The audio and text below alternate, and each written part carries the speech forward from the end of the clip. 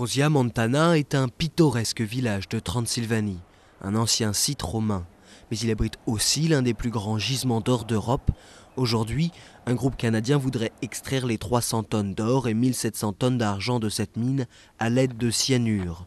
Cette substance toxique est autorisée par l'Union européenne, mais bannie dans les mines en Allemagne ou en Hongrie. Les opposants au projet tirent la sonnette d'alarme.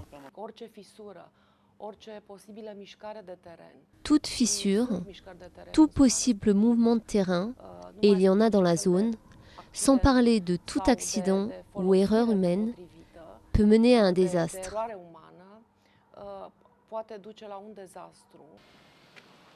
Mais la Rosia Montana Gold Corporation, contrôlée à 80% par le groupe canadien Gabriel Resources et à 20% par l'État romain, soutient que son projet aura un impact minimal sur l'environnement. Une des principales qualités du cyanure est probablement le principal atout pour lequel ce réactif est utilisé dans l'industrie minière. C'est que le cyanure déposé dans le bassin de résidus n'y reste pas. Il se biodégrade. Si on déverse aujourd'hui quelques kilos, il y a des chances qu'il se dégrade naturellement dans quelques mois.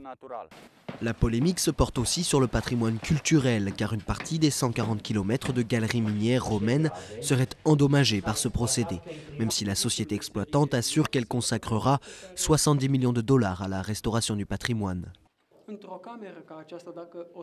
Dans cette pièce, si pendant une semaine il n'y avait pas d'activité de maintenance et de pompage des eaux, toutes ces galeries romaines et médiévales seraient inondées. Lancé il y a 12 ans, le projet est vivement critiqué par l'Académie roumaine et par plusieurs ONG. Il a pourtant récemment reçu le soutien du président roumain Traian Băsescu, qui souligne que des centaines d'emplois seront créés.